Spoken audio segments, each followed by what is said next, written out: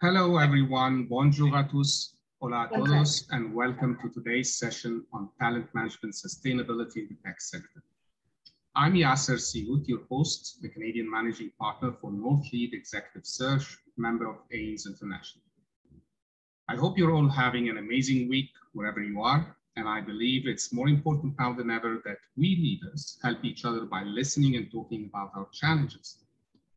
North Lead, member of AIMS International, continues to add valuable insights through its team of experts to help our clients and prospects navigate successfully through the challenges of our era.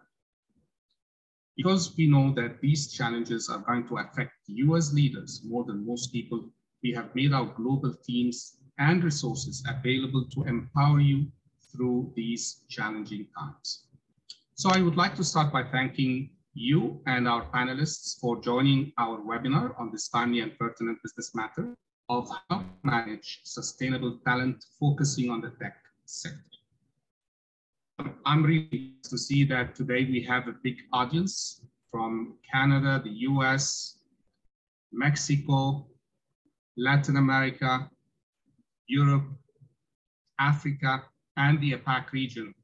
So we are thrilled to see more than 250 leaders joining us from 12 different geographical markets today. And before we start, I'd like to draw your attention that our teams provide 3 complimentary consultancy sessions of 30 minutes each with one of our experts.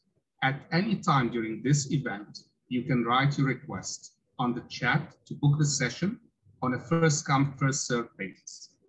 And our team will then get in touch with you to arrange a mutually convenient time. So today we're honored to have 4 speakers joining us. Each will present for 10 minutes.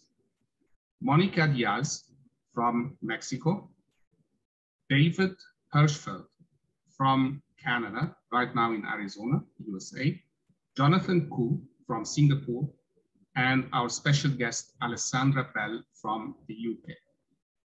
So after our 4 speakers are done, we will have an optional 15-minute Q&A session for those interested in interacting with our panelists. You can always type your questions anonymously anytime during the session through the chat. Now I would like to introduce our first speaker, and she will be Monica Diaz. Monica is the America's Deputy Head Talent Management in AIMS International. She has over 15 years of experience in human resources and specializes in assessment, competencies, talent, and leadership development. And she holds a master's degree in human and organizational development. So I would like to start by asking you, Monica, having experienced the challenging pandemic era, leaders hear more and more about sustainability and the importance of talent development ecosystems that can give room for early spotting of new leaders. What are the takeaways you can give us to understand this? Okay. Yasser, thank you so much for having me and also for asking this interesting question.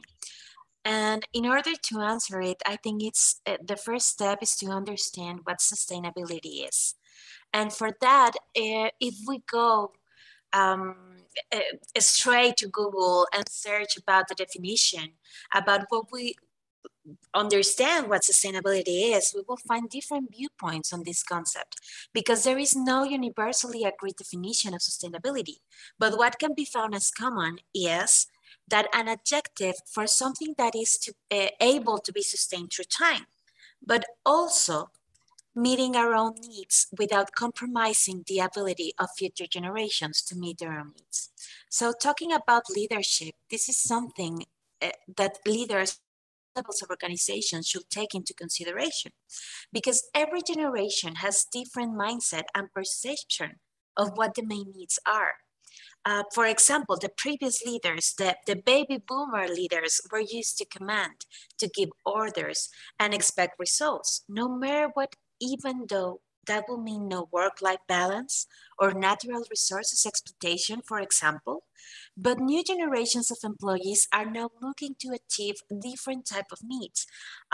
Instead of looking forward to have an executive position, to have more money, what new generations are looking for, what people is looking for now, are mainly experiences, work-life balance, physical and emotional health, trying to achieve wholeness. So in this way, the term sustainability can be applied to characterize improvement and evolution. And talking about improvement and evolution, let's go to see the three pillars of sustainability, which are planet, people, and profit. Or we can also see it as environment, social, and economic. If we go and look for it, this is what you will find as the main pillars. But this becomes more than a pillar, it becomes a mindset, and a special mindset for leaders. As I mentioned before, improvement and evolution has everything to do with a sustainable development.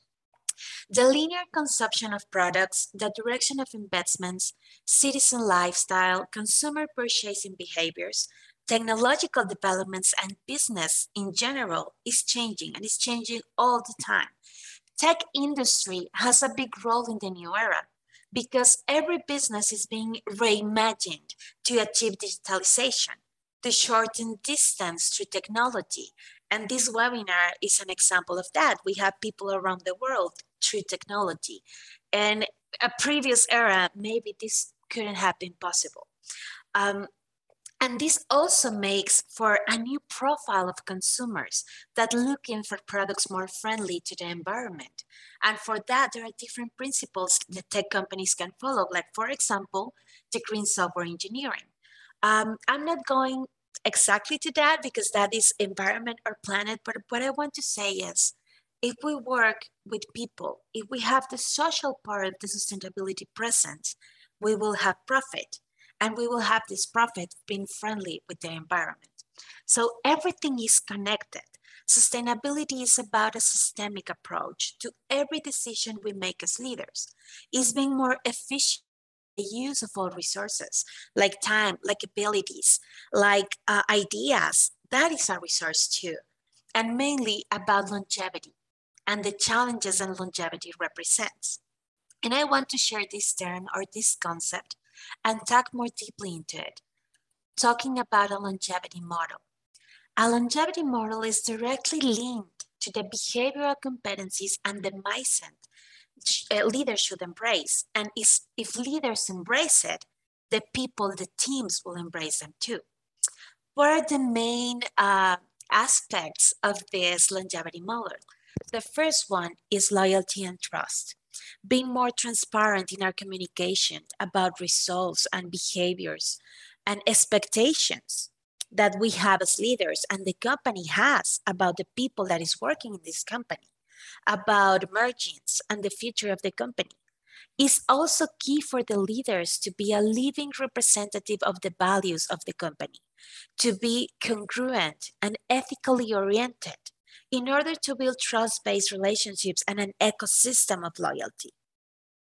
Another aspect to take into consideration is that leaders should be a change agent and promoter by resignifying priorities, understanding what is the more important thing for the company, but also for the for my team, to challenge the status quo, questioning and wondering if there is a better way to achieve results, and doing this with vision and creativity. And again, I go back to sustainability, to the efficient use of resources. So if I'm not really a creative leader, but I have a person in my team that is really creative, there's a resource I can use. There's a resource I can take, and we can build something bigger. That's why we as leaders should be a change promoter. The third one is agility, to adapt and to make decisions faster. The world is going faster and faster every day. And in order to have this, it's to understand that learning is always happening, always is a failure and success, and we can learn from that. if we do learning a priority, we can go back to promote change. We can encourage our team to be continuous learners. And if this, we apply it, we enhance for this learn to apply it in a better speed. Building high performance teams who can work in an agile way. Being agile today is critical. The fourth concept, or the fourth key aspect for a longevity model, is develop new leaders. If they are led, not managed, led, with this longevity model where the leader is inclusive, understands the motivation of others, they will develop new leaders with the same mindset, adding value to their purpose and to their work in the company. In order to lead them effectively, it's important to coach them, to recognize them, and work in the development path. So what I'm trying to say here is that a leader leads. A leader doesn't really have to manage, because the people is capable to manage themselves. We just have to let them. We just have to encourage them to be more agile, to be a change promoter, to keep learning all the time. And finally, to link the organizational goals and talent, to build bridges between the strategic objectives and the operation your team is developing, showing the bigger picture, but link it to the day-to-day. All this will lead to sustainable talent management ecosystem. Without asking about quality, about longevity, continue also that and that will continue bringing new leaders with the same mindset. So key steps for this longevity model, how to implement it. First of all, focus on your own emotional and physical. If I'm not fine, if I'm not in this state, I can't provide that. I can encourage my team to do it. So having work-life balance is very important these days. And support and encourage your team to do the same. Always starting by myself as a leader. A priority and assign time for creativity and discussion meetings. We can have a meeting every week or every 2 weeks or even every month. But in these meetings, to have learning sessions. What went wrong? What happened? What can we do different the next time? And how are we going to apply this learning so we can make sure that we're evolving all the time? To value and recognize effort and results people achieve. Them know their contribution to the organization, not just the time they are working, not just the activities they are doing, but actually the value they are providing to the goals. To recognize the effort they are doing to achieve these goals, to achieve this result. And finally, ensure your team understands the vision and the bigger picture and purpose. Leaders are in every level. A leader doesn't really have, needs to have a people or a team to lead, but they can also be their own leaders. They can be the lead activity for change, for results, for a specific project. They can lead. So if leadership style, this leadership mindset, having in mind the longevity, we will build sustainable ecosystems. And I want to share with you applications. One of the applications we have was actually in a tech company industry. And what we found is that because for global environment and the fast advancing technology, as I mentioned before, the needs and requirements from our clients are more demanding. And the main asset a company has to achieve these expectations is the people. So employees that need to feel value, again, as I mentioned before, I really want to share this with you. This is very important for people to feel passionate about what they do. And in order to do so, they are looking also for more effective leadership. We found in common with different companies that we work, one of them was a tech industry. all of them had a strong foundation. They had clear goals, they had priorities, they had roles. But even though they needed to reevaluate the purpose of the company and of every role to establish a new vision of the company that it's aligned to what is being needed and what is requested by the world, by today, and to understand the core aspirations and holistic needs, looking at the organization as a whole, where clients, providers, employees, leaders, everyone has a need, and it can be linked. It can be a sustainable ecosystem. And once they have this understanding, something very, very important, to communicate it, to let people know what's happening.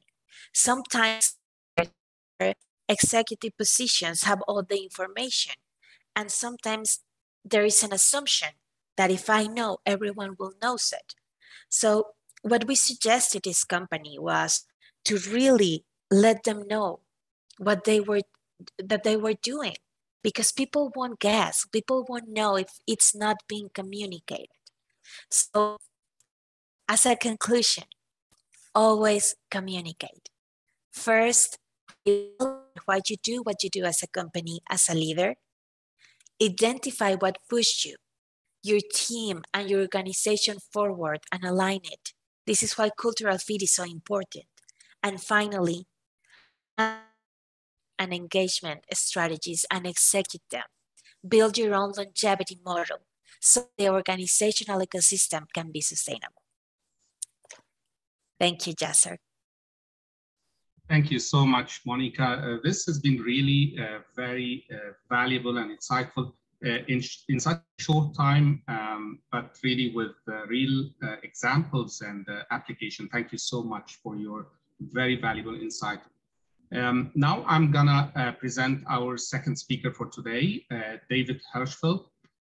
Thank you, David, for joining us today. Thank you, Yasser, for inviting me. So David is the CEO and founder of Tekyz, Inc., with over 35 years of experience in software business, having founded successful companies and recently created the first launch methodology, which takes software startups from concept to cash flow in only months. David, I'm really very interested to listen to your views, as the tech sector is now more than ever the epicenter that reunites all industries and marks the pace and direction of growth. You've seen and helped many companies grow. You understand their key talent challenges. And I ask you, where do you see talent demands heading in such a dynamic environment? Thank you for that really friendly introduction. And I think that's a great question. And it's kind of a funny question from my perspective, because I've been focused on building remote teams for the last 11 years and working with remote teams for the last 16 or 17 years.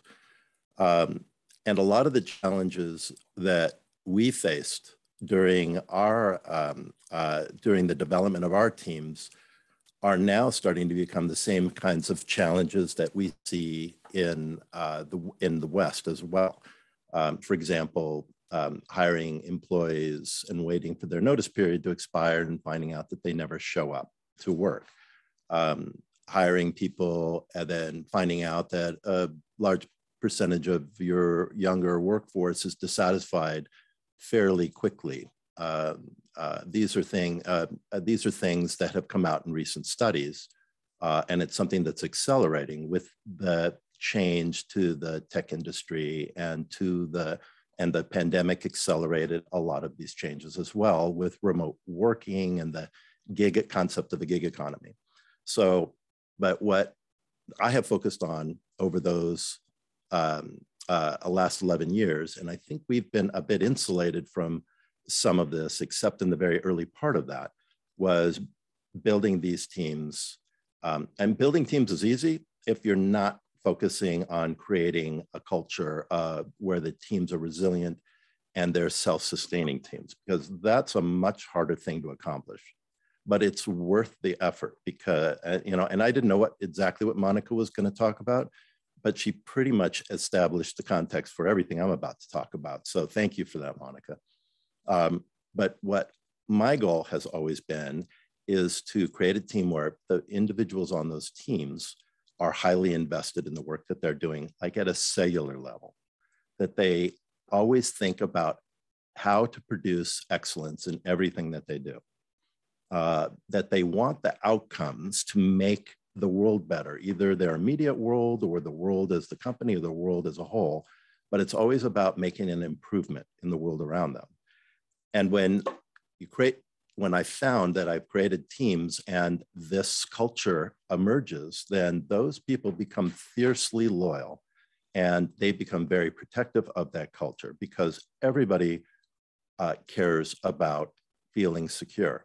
It's just we measure security depending on the person in different ways. With some people, it's about having new opportunities and being able to learn. With other people, it's about knowing exactly what's expected of them from day to day. And with other people, it's about being able to innovate and be creative. And if you understand their security triggers, then you're tapping into the thing that we've always cared about, and that's working and feeling like we are making a difference in and looking forward to our jobs on a daily basis. And that's where that loyalty comes from. And I don't mean loyalty to me, I mean loyalty to the world that they're in, recognizing how rare it is. So whenever we get new hires, I give this little speech about it's your job to keep our plane, which is our metaphor of our company, from crashing into the mountain, no matter who you are. This comes from a chapter in a Malcolm Gladwell book called Outliers, where they were during the 80s and 90s, Korean Airlines, they had the worst crash record of any major airline in the world. And when a bunch of analysis was done, they identified the reason for that was this huge disparity in culture and perception of hierarchy. So somebody who's your boss is to be revered, and you as somebody subordinate is to be considered a subordinate and have much less worth. And as a result of that, when potential issues were found that might mean that the flight is in danger, if the captain didn't recognize that himself and somebody else did, they felt threatened. And they would dispel it, and then you would hear black box recordings of everybody screaming as the plane comes out of the clouds and there's a mountain right in front of them. So they spent a year reacculturating the cockpit team and even the flight attendant teams and flattened the structure. And from that point on, in the late 90s till today, Korean Airlines has had a pristine flight record. I also wanted to talk about that as a result of that idea, everybody feels like they're able to innovate. They're able to share their ideas. And everybody on my team that's in a role of hiring understands that we only hire somebody if they're smarter than you. So I don't want to hire somebody unless I know they're smarter than I am. And then the people that work for me or with me, if they're in a hiring role, they only hire people that are smarter than them. The idea that we want to only have team members who are going to raise the bar and bring up the excellence and not depend on to do their jobs. In the same token, every once in a while we make a mistake. We hire somebody who isn't as strong as to be. So we let them go very quickly because originally we thought that would send the wrong message to the team. But we understand what it does is sends the wrong message to try to expect the rest of the team to carry them. Then we're saying we don't really value the work that you're doing because we have this weaker person that now you just have to put up with. So usually within the first 2 or 3 weeks. After that, are considered to be really strong. So now they become a part of the family. It's all about building flat teams. But to do that, this is the hard part. It takes a big personal investment from everybody in a management. I've been to India for the 9.5 years preceding 15 times, my shortest trip was 2 weeks long, because and as a result of that, everybody feels like they matter. They feel like I'm making I'm part of the team, and that then instead of I'm just someone who's a boss, we create this service culture. The idea that not everybody's boss. My job is to be the facilitator, to move the impediments out of the way, because hire people do their jobs and do it really well. And it's not my job to push them, it's their to drive me. It's their job to make everything better. And we hire, it's really important that we hire people with analysis skills, because it's all the questions that they ask that improve our procedures, our protocols, our technology, our architecture, user experience in our designs. So this is part of not only the recruiting process, but also the training and inculcation process in our culture is involved in decision making. There's recent studies that came out that feel like they're not part of the decision. It's one of the biggest dissatisfactions in work. So to do this, you have really strong leaders. What does a strong leader mean? Does it mean dragging that because you were the best performer, and now you're going to show everybody how it's done? Really, it's about, next slide, please. It's about finding the people who are really good performers, but who are nurturing, who understand, who are disciplined and consistent. And that it's their job to be in service for the people on their team, but literally to be under them, and to move their impediments out of the way, to identify gaps and create scaffolding for those gaps, whether they're procedural gaps or whether it's a skill gap with an employee, understanding what that is, and now for that employee to step on the scaffolding and move independently of them. And more than probably anything else, the leaders of my teams never think they're good enough. They're lifelong learners. They always try to continually improve the odds. They don't have egos about what they expect, have expectations of themselves to service everybody else. And that is a lot of what Monica was talking about. That kind of culture then spreads to everybody else. So I really appreciate, Yasser, the opportunity to be able to share building teams in India. I'm David Hirschfeld, founder of Tekyz, and I thank you for this opportunity. Most welcome, David, and I do thank you. It's been an exceptionally valuable insight on some of the pain points that the industry has been going through before the pandemic. However, it's even more important to discuss now after the pandemic. And I know that these topics, they need much, much more time, but I really thank you for being able to deliver this very science in such a short time. Our third panelist today is Jonathan Khoo. And Jonathan is the Executive Vice President of the APAC region and the AIMS International Managing Partner of Southeast Asia. Jonathan has held senior corporate, HR and staffing appointments with international conglomerates across Asia and has long proven experience in human science, HR consultancy and talent management in Southeast Asia.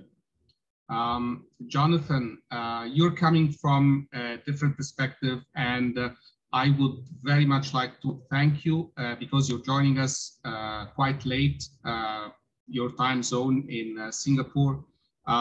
And I would like to ask you, the proximity of regional blocks is every time more relative thanks to technology as a catalyst. How has your sustainable talent ecosystems in the APAC market with its own tech sector always being at the lead? Thank you very much, Yasser, for the kind introduction and for the very interesting question, right? When you say about the different regions coming together, let us first talk about the Asia Pacific region, right? I would like to take a minute just to give everyone a snapshot, Asia Pacific, right? So Asia in itself has 4.5 billion people. You're talking about 49 different countries, right, in Asia. It consists of 60% of the world population. There are more than 2,000 different languages and dialects, you know, and it goes on and on. So it's a great economy region, you know, and of course, the top 5 economies in Asia are China, Japan, India, South Korea, and Singapore. Is that this is not homogeneous, right? I mean, it is a very diverse, it's got different people, all kind of people, right? All across Asia Pacific. To talent, right? It is obvious, right? With a good part of the world, right? With so many different countries, there are definitely differences in talents, but how and what makes them different is so important. 4 the key elements here, right? Some talents, they are different because of there are developed countries and there are developing countries in Asia Pacific. Let's say different countries, right? In developed countries, you know, you would have probably more skilled workers in terms of language, in terms of math, in terms of science, right? Developing countries, they are picking up very fast, but they will be there soon. And of course, right, readiness. Of people that actually are more ready and more adaptable to new technologies, more ready to move and to pick up a job, while others are not. Differences are also a big difference when it comes to talents here as well, right? I mean, let's take, for example, Singapore, right? The are known to be pretty high, right? Or maybe in Shanghai or in Tokyo, where salaries in comparison would be expensive in countries like, say, maybe India, Bangladesh, Sri Lanka, Myanmar, Vietnam. So when it comes to salaries, different expectations and realities are involved as well.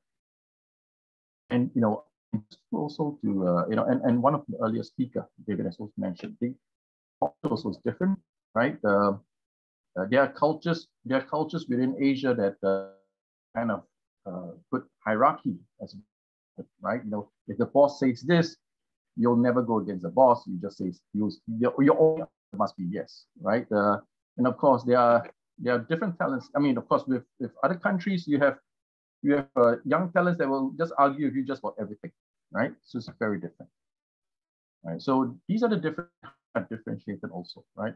In terms of talents in Asia Pacific. Now that you know that it's so diverse and so wide, how about acquiring talents here in Asia Pacific? First, you must understand work has changed, right? And very much contributed also by COVID-19, right? Work has changed a lot here, and it's taken a lot, and the pace of change has been so much more quickened by the pandemic.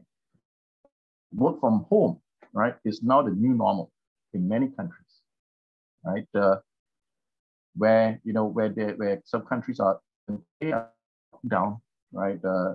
You see the people still working from home and doing their job just as well, right? Workers, right? You see talented young people picking up projects, right? Doing projects and they're happy doing it. On like a contract job to another contract job. Then again, when acquiring, you got to manage your expectations and got to be realistic, right? Hiring someone from, say, from Korea might be very different from India or Myanmar, right? What are you looking for, right? So you have understanding and of the expectations when it comes to acquiring them. Now that you have understand how to acquire them, or you understand what to look for when it comes to acquiring, managing them. The world has changed, right? You know, bosses today, you have to get used to the fact that your employees don't come to work. They're virtual, they're remote, right? You can give on the neck and chase the things done, right? It doesn't work away anymore, and it only gets more different as time goes by, right? For bosses who actually want to control or be control everything, you'll get very disappointed very fast, right? Because you're not fully done in the driver's seat. You set a direction, and you leave your boss, especially in the technology industry, right? Especially in IT, all that. Give a direction, clear direction, let them work, right? You don't have to control them, or you're not able. And also understanding that to manage your new talent pool is that money is not everything. Well, it's definitely something, but not everything, right? It's not just about having a stable job and to pay the bills, right? The talent pool today is asking for more. They're looking for job satisfaction. They're looking for job growth, right? Job variety as well, right? So you got to understand all this when it comes to managing the people. And down to the nitty-gritty stuff, right? Every country in the Pacific has almost very different labor laws. You have to be very. It's not that you want to hire, you're able to hire, because there are sometimes laws around that. Right? So these are things that we probably need to know. Now, having been in the executive search business for almost a decade, right? We get to see the successes and the failures as well. The three guaranteed ways to fail for a company that wants to venture grow its business in Asia Pacific. Number one is being ignorant, right? Thinking that whatever has worked back home will work here without adapting. I think you're almost kind of guaranteed to fail, right? That you really have to listen, you have to learn, and you have to adapt to Asia Pacific. It doesn't work deeper, right? It doesn't work better. And another way, and Asia in itself is moving so fast. In Asia are just moving so fast. The number of apps that are developed, right, on Google, on Apple, we are talking about tens of thousands just about every day, right? And most of them coming out from Asia, right? So things are moving so fast, right? But yet, a lot of companies spend a lot of time, too much time actually, just strategizing, having long meetings about what they can do and how they plan, to expand here in Asia Pacific. By the time, right, the competitors are all here. Right? That's it, right? So all action and no talk. That is not a good way. And Asia Pacific in general is not the cheapest place, right, to have your technology talents anymore, right? Now, with the advance in technology, people are aware of what people are being paid in the world. So they're asking also for better salaries, right? So salary expectations have also increased over the years in Asia Pacific. For some of the companies, right? Let's take some examples, strategies of companies that have tried to grow the business in Asia Pacific and have not done it well. In one area is talent acquisition. We have come across American, European companies with an acquisition team based in Europe and America, and most of the hiring is actually supposed to be done in Asia, but they have no idea of the culture, what is necessary, and what motivates the work. That has not worked well for them. That has failed. Another very common thing, right? You would have a parachuted boss, a CEO, MD, a general manager, a top executive with really no experience apart from going to Asia for holidays, right? To come here to come in a position and hoping for a miracle, right, to grow the business, right? That has resulted in a waste of time, right? And having the boss not doing the work, but the second in line to the boss who is a local doing the work, make it work. And this whole idea of localization is nothing new, right? Foreign companies have been talking about this for years and years, right? But finally they still do the same thing, right? Nothing's really localized. When all the top management, all the management decisions are still way back in headquarters, back in so these strategies don't work, right? And they're taking too long. But let's talk about the success cases, companies that actually succeed in Asia Pacific. They understand the trends. These are the companies that are aware, right? They spend time to understand how how different is Asia Pacific? Where would you find, right, traditional talent pools, right? Like for instance, maybe a not like has been commonly used as a place for BPOs, right? Outsourcing for IT, right? So, but that has also changed, right? And if you understand the landscape today in terms of technology, Vietnam also growing, right? And Vietnam could IT talent pool that you'll be looking at as well. So companies that are on the ground, understanding what's happening, would be able to take advantage of this. The trend is, nothing stays static. Developing countries have talents that are actually hungry to learn these days, right? They pick up a lot of skills along the way. There is a migration, as I explained to you earlier on. There's a migration of what traditional sources are. And that, right? There's also this whole thing of evolving expectations, expecting more than just money, more than a salary, right? In jobs in Asia Pacific.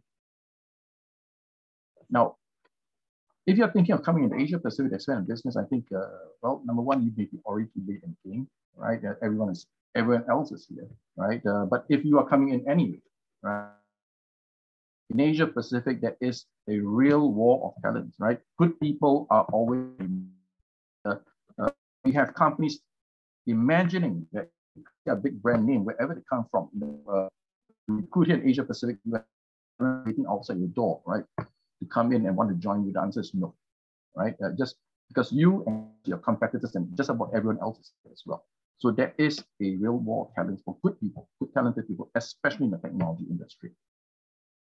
There's also a change in trends expectations, as I mentioned earlier on, right? You have to be aware of this, right? To take advantage of it. The answer is to be smart and not be stubborn, right? Whatever has worked or had worked for you back in Europe, in Africa, in the Americas, right? That may not work here. And expect the unexpected, right? For instance, a good example is LinkedIn being so-called banned in China, right? Or at one point in time, even Google, right? Or even the use of Apple to a certain extent, right? Policies do change, right? And they can change very fast overnight, right? So if you are not on the ground understanding what's happening, you probably won't be able to adapt fast enough. And last but not least, right? Is to find a strong Asia Pacific partner, right? When it comes to HR, talent management, talent acquisition, right? Because these are the people that actually know the ground better than you, right? They understand because they live here, right? They understand what's happening here. Yep. On that note, right? Thank you very much, right? And thank you very much. Yes, I'll pass the time back to you. Thank you so much, Jonathan. We really enjoyed the insight on the APAC region, which definitely has its own codes and practices and approaches as well in the tech sector. So this was really very, very valuable input. Thank you so much for joining us today. Finally, I'm happy to present our special guest for today, Alessandra Bell. Alessandra is the founder and director of award-winning brand development and retail consultancy group, We Are Khoo. We Are Khoo is the fastest growing network of retail consultants who work to enhance the commercial success of emerging fashion talent and fashion startups through mentorship, outsourcing, wholesale and strategic retail development. Thank you so much, Alessandra, for joining us today.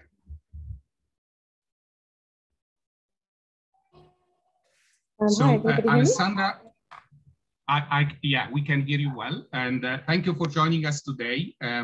Your industry story is really inspiring and like successfully growing as a strategic ally in the luxury e-commerce sector, where on one hand, service details are key, and on the other hand, people might think it's not possible to deliver the same level of services through a screen.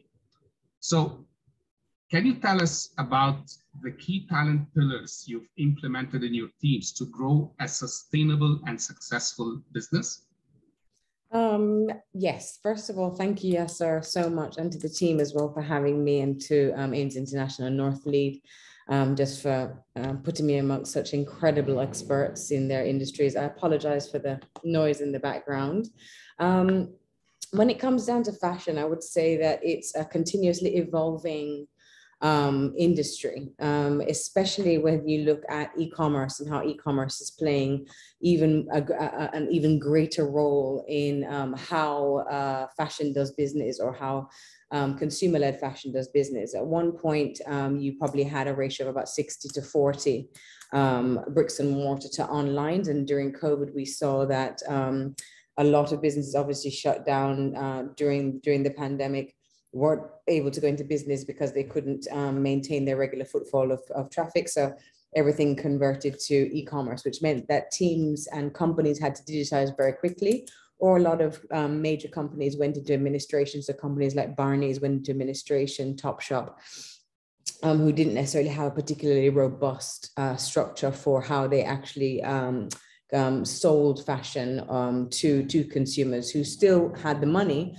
However, they couldn't actually go out to market to actually shop the brands. In terms of how you meet service and how you meet sustainability, and how you actually bridge those two gaps, what happened during COVID wasn't just a matter of people going back to the office. It was mainly due to going home.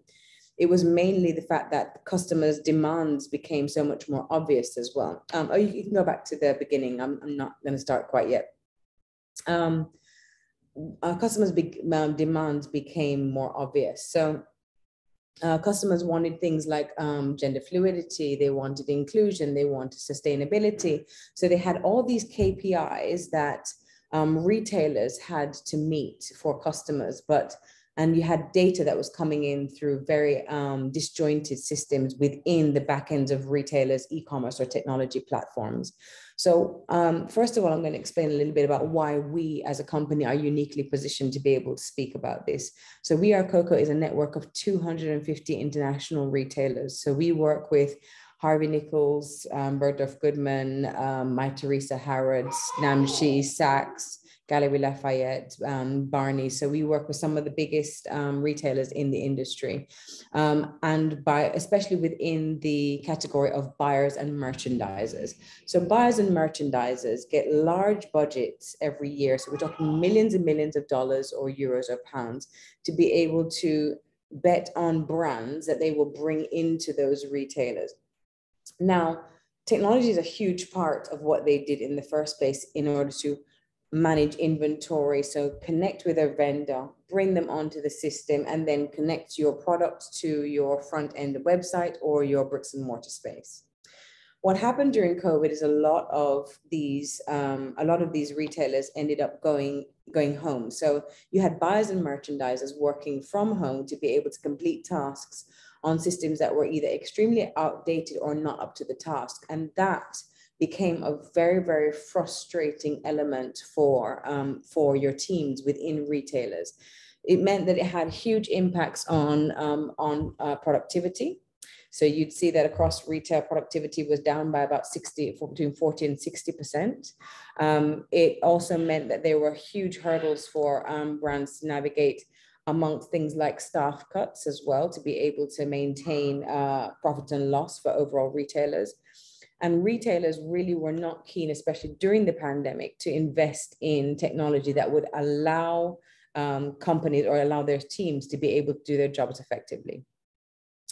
What also happened is amongst those staff cuts, so this is obviously, if you switch to the next panel, please. Oh, so these are some of our brands, next panels. Thank you. So we actually interviewed a few different areas of the fashion industry. So we spoke to members of Net-a-Porter, members of some of our brands, members of TK Maxx in the US, as well as Fenwick. So Fenwick doesn't really have a good structure for digital support for their teams. Net-a-Porter was purpose-built back in the early 2000s. However, in speaking to some of these buyers and merchandisers now in terms of how they actually have to carry out their everyday tasks, some of them were complaining that they're using systems like JOR. So next slide, please, or next 2 slides. Next slide.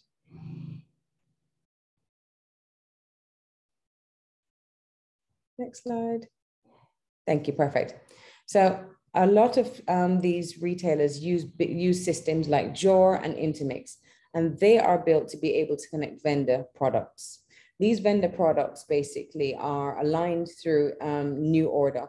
However, they have to then merge their internal retail systems with modern systems like JOR and new order to be able to connect inventory management systems. So you're trying to connect vendors and retailers in a way that is efficient. However, the systems internally, even for big major companies like Net-a-Porter, who are actually built to be able to deal with it, are outdated.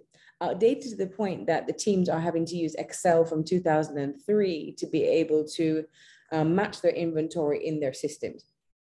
This is extremely frustrating for the teams internally, and it makes it very difficult for them to be able to do their jobs. On top of having staff cuts, usually from the bottom, so you have administrative support cuts, which means that all of that buying, which happens annually, gets loaded, top end loaded on the senior managers in the team, which means they're stuck with administrative tasks.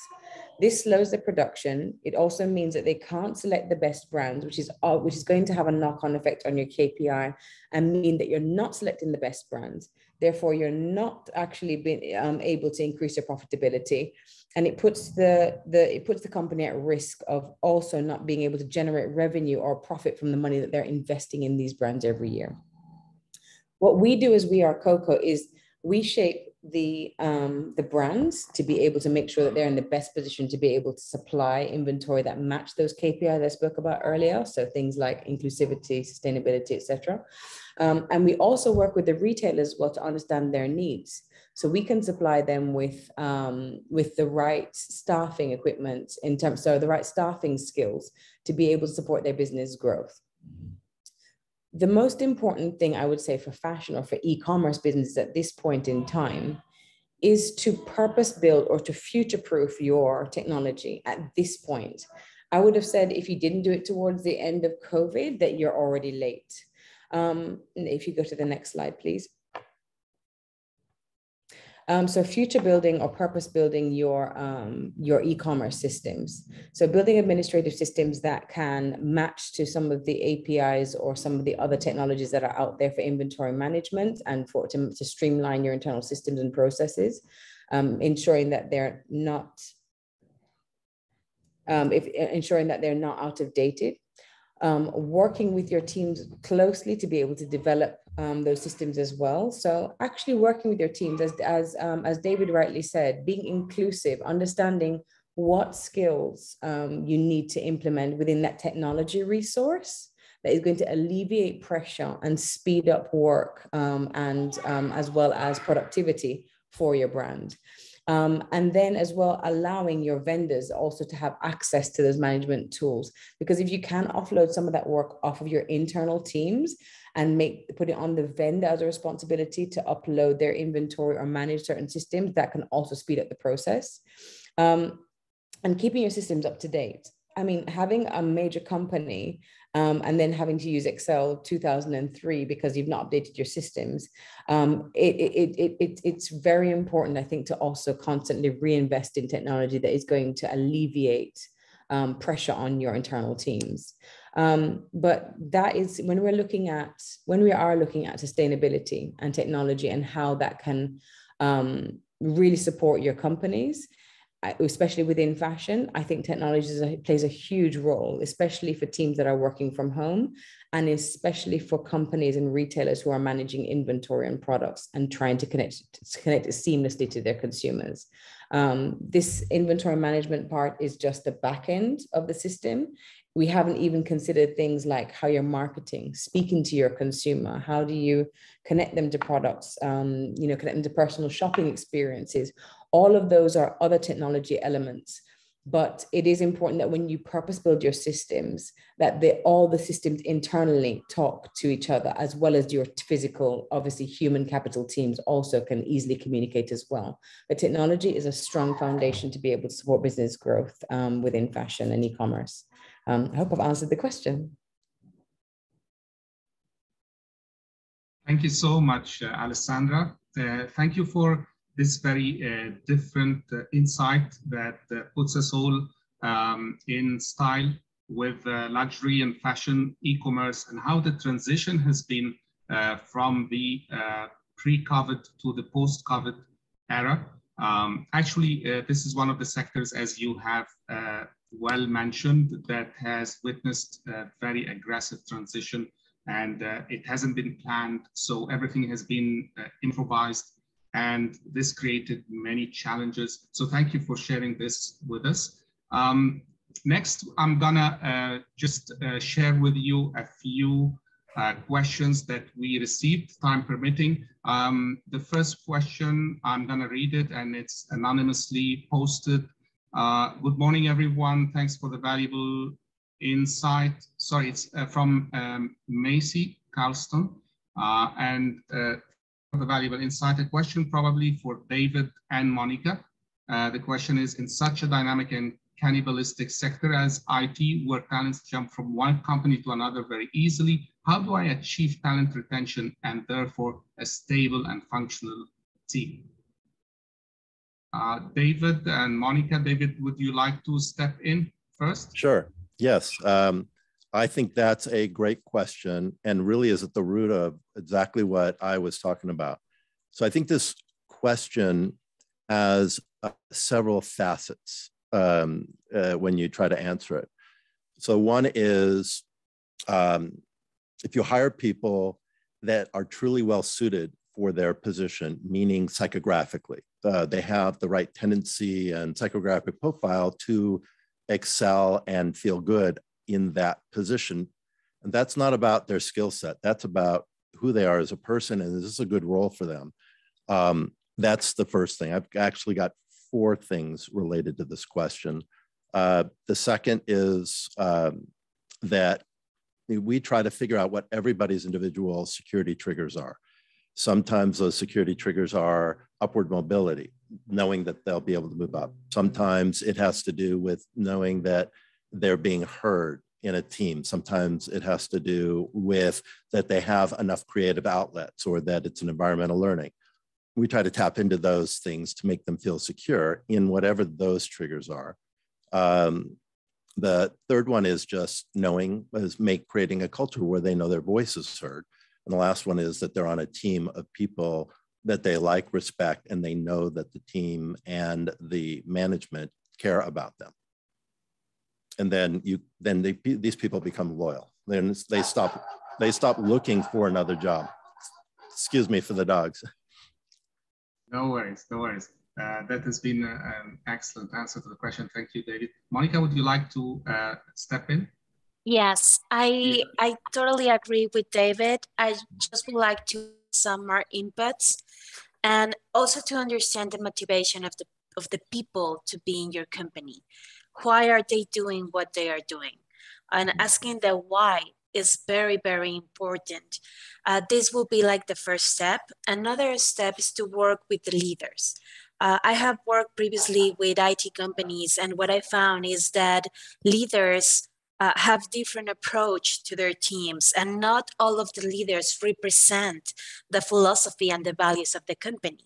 And there are some key leaders that are untouchable. So if they are not this proof of the philosophy of the company and nothing happens, then I know I can do anything because there won't be consequences. So it's also to align the leaders and to make every leader a key leader, not only the untouchable ones. And the third step, understanding the motivations and understanding the security triggers, as David mentioned.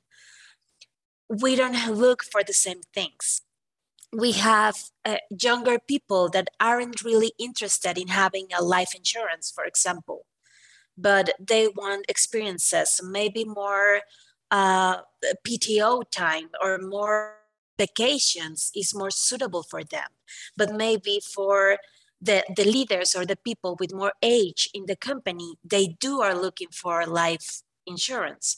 So what we suggest sometimes, according to the company and the situation and facilities and everything, is to have like a pick and choose compensation package that is almost the same value in money, but it represents more value to the people because they say, I don't want a life insurance, but the worth of this life insurance I can have in 2 more day vacations. And it's possible if they achieve the results. I don't care if you have 2 more vacation days, but you have the result. I don't care if you do it in the middle of the night or in the morning. It's not the hours you work, it's the results and the effort you provide. And if you are accomplishing it, and if we work with leaders to have every leader as a key, you start again building this culture. So it's something that you live in every level. So these are some tips. I hope this answered the question. Definitely, this is for a consultancy. You can take advantage of this consultancy that AIMS Norlead is providing, because I think this is something that we can talk about further. So yes, thank you, Yasser. Thank you so much, Monica. And I'm afraid I'll have to wrap up our session. However, I'd like to remind everyone that we are providing consultancy sessions. So get in touch with us through our 270 global consultants in global practices teams, almost covering all industries and sectors, all geographical markets. We would be happy to listen to you, give some advice, and work together towards the scaling up of your talents. So I would appreciate getting in touch with us. You have our emails on the chat, and you will also receive a follow-up email after this session. I'd like to thank, very special thanks to our panelists, Monica, David, Jonathan, and Alessandra, for joining us today. Your insights have been great, and we're looking forward to more and more participation and insights from your side. Thank you and have a great day. Bye. Thank you.